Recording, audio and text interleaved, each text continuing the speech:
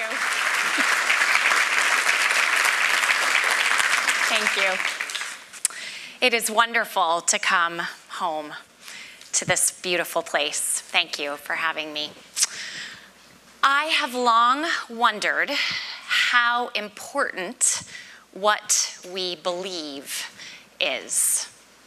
Are the things that we believe that important? Do they form the foundations of our relationships with each other? If I had to define myself for you today, I would tell you that I was a teacher and a musician. I live and work at Phillips Academy in Andover, Massachusetts, which is an intentionally diverse residential community. I think without me going into greater detail, you can assume that I'm fairly to the left side of the belief spectrum. I am very fortunate to have two brothers-in-law.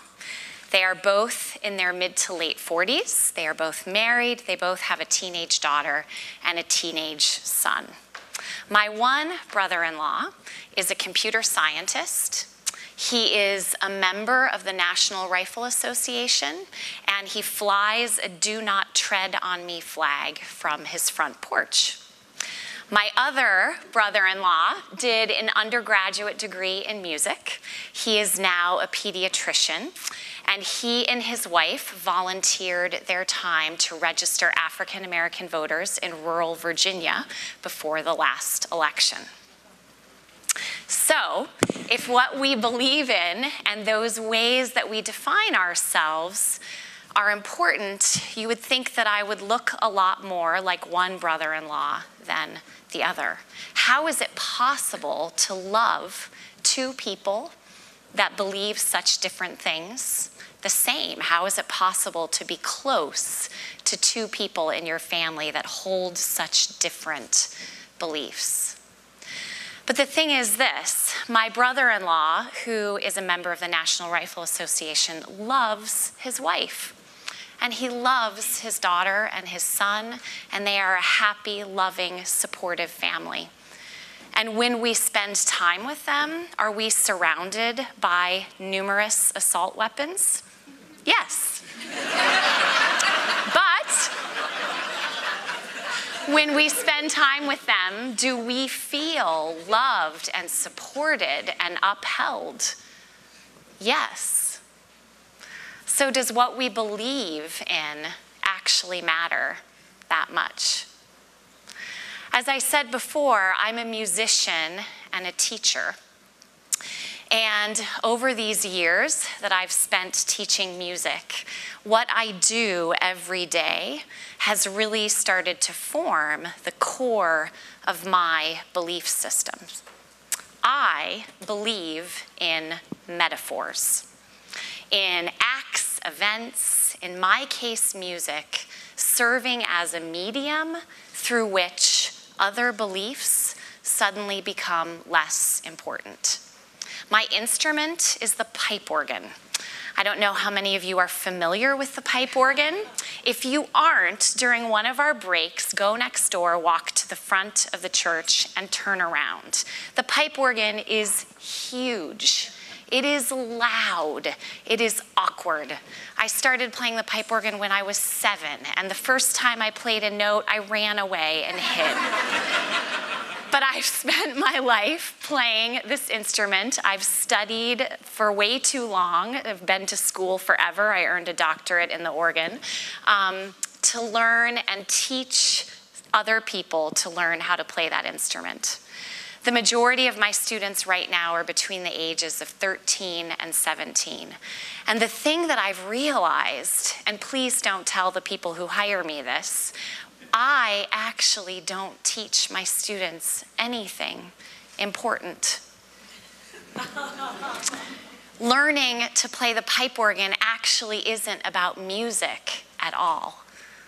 Being brave enough, especially as a young person, to play something that massive, having enough courage to make that much noise when you're that young, and especially especially having the courage to make a mistake on something that you can't hide from at all is what you learn when you learn to play the pipe organ. I also conduct choirs. I'm a choral conductor, and I've conducted choirs of adults, of children right now, of very many teenagers, sometimes 80 teenagers at a time. And again, as I'm conducting these groups of people, I am struck by the fact that what happens in that room really has nothing to do with music. If it's adults or teenagers, they all come from out there. They come inside into our rehearsal room to practice.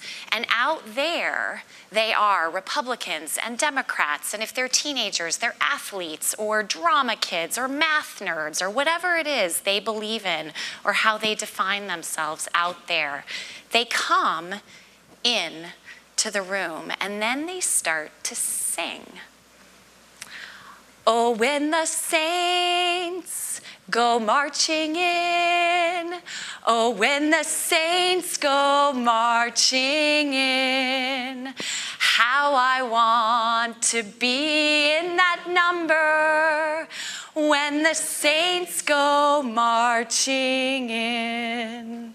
Swing low, sweet chariot, coming forth to carry me home. Swing low, sweet chariot, coming forth to carry me home. Oh, when the saints go marching in, oh, when the saints go marching in. You're going to keep singing it 4 times. How I want to be in that number when the saints go marching in.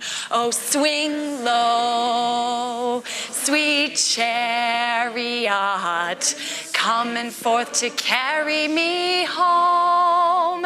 Swing low, sweet chariot, coming forth to carry me home. So I'm gonna sing, sing, sing. I'm gonna shout, shout, shout. I'm gonna sing, I'm gonna shout. Oh yeah, when the gates open wide, I'll be there by your side. I'm gonna sing, I'm gonna shout. Oh yeah, one more time. I'm gonna sing, sing, sing. I'm gonna shout, shout, shout. I'm gonna sing, I'm gonna shout. Oh yeah, when the gates are open wide, I'll be there by your side. I'm gonna sing, I'm gonna shout. Oh yeah. Very good.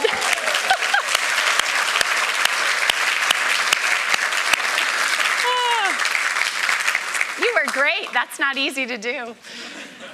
So the metaphor in the choir rooms that I'm in, this metaphor here, not so unlike this room here today.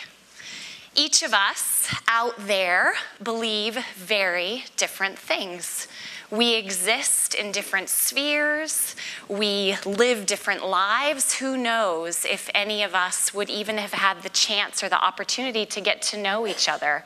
But something made each one of us take time out of our lives and decide to come in here today. In the TED Forum, it's a commitment to an exchange of ideas worth sharing. So perhaps, for a moment, singing together, perhaps sharing ideas, this notion of being in here together, maybe that's more important than what we believe out there. I have really come to think of political beliefs, religious beliefs, socioeconomic groups in the lives of teenagers, social groups, as out there beliefs. When I think of my family, I try to think of the much, much deeper parts of ourselves that connect us to each other. And when I think of my students, I desperately try to get them to see those deeper things in themselves that connect them to each other.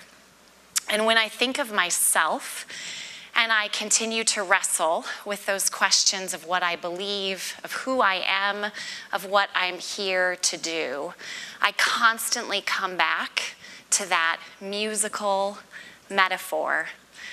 And what I've decided I believe is that my job is quite simply to love people. It's to help people love themselves, and it's hopefully to help people love each other. Thank you.